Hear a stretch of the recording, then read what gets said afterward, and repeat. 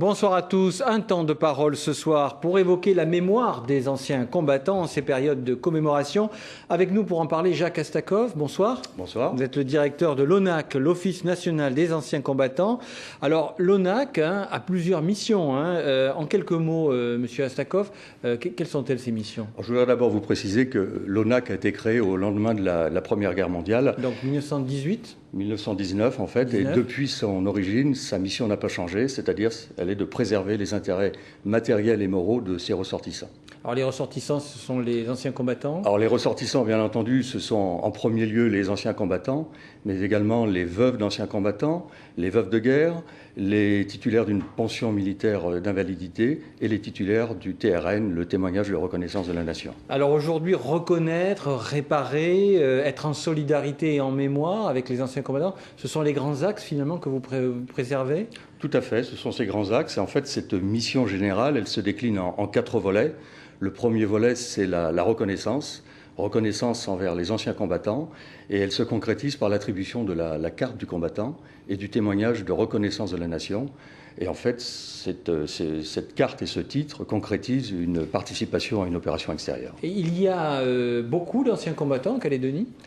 Alors, il y a 4000 ressortissants. 4000 ressortissants de l'ONAC en Nouvelle-Calédonie, et en France, il y en a 4 millions. L'organisation ONAC, donc, elle est nationale, ça veut dire qu'elle est quand même très importante et très représentée? Alors, elle est nationale en effet. Sa direction générale est à Paris, installée dans le majestueux cadre des Invalides, mais il y a un service dans chaque département, en métropole et outre-mer. Et ce maillage est complété, je dois vous préciser, par 8 maisons de retraite et 9 écoles de reconversion professionnelle. C'est-à-dire qu'on n'oublie pas les anciens combattants? Pas du tout. Semble-t-il. Pas du tout. Alors, lorsqu'on est justement ancien combattant, on a droit à une retraite du combattant. De quel montant? Et donc, est-ce que ça concerne beaucoup de gens ici? Alors, cette retraite du combattant, c'est le deuxième volet de la mission générale de l'ONAC, c'est-à-dire c'est la réparation. Cette retraite du combattant, elle s'élève à 60 000 francs par an.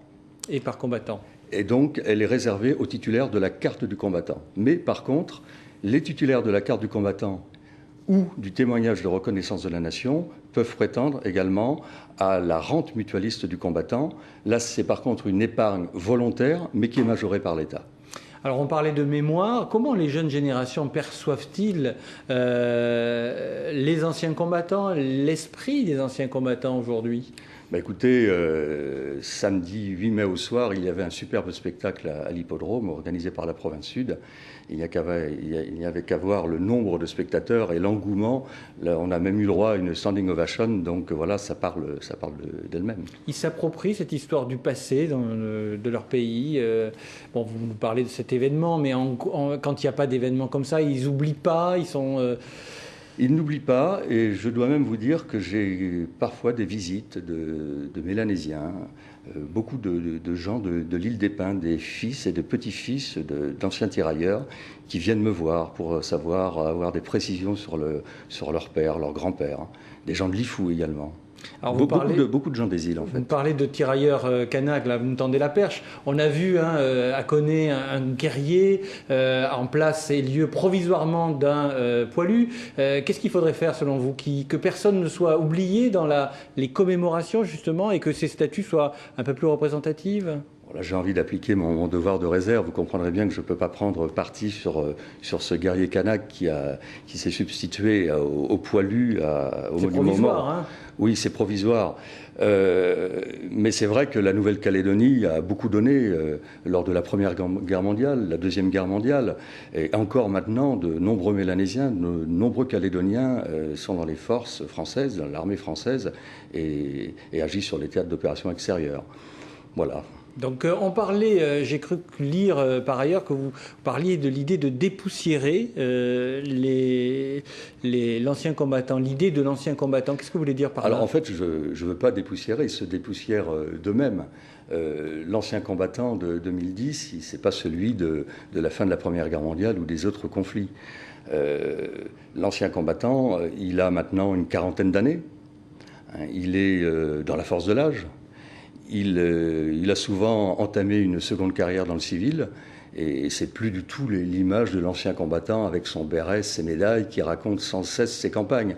Alors certes, l'ancien combattant de 2010 est toujours fier d'arborer son ancienne coiffure, son béret rouge, son calot de marsouin, sa casquette d'aviateur. Certes, il est fier de ce qu'il a fait, il est fier de ses décorations, mais il ne parle pas que de ça, je peux vous l'assurer. Un pays qui se construit, comme la Calédonie, a besoin de se rappeler de son passé, a besoin de cette histoire commune du passé? Oui, tout à fait. C'est un des volets de la mission générale de l'ONAC, c'est la mémoire. Donc il y a de nombreuses cérémonies. C'est l'ONAC qui en organise une bonne part. Et on fait tout ça en association avec justement les associations d'anciens combattants et patriotiques. Je voudrais citer une très très belle cérémonie qui s'est déroulée à la Maison du Combattant le 8 mai, en fin de matinée. Il s'agissait de remettre le diplôme d'honneur de la Seconde Guerre mondiale aux vétérans de ce conflit. C'était très très très émouvant. Monsieur le maire et ses adjoints, certains de ses adjoints ont remis ce diplôme à 26 anciens de la Seconde Guerre mondiale. C'était un moment très très fort et je dirais même historique.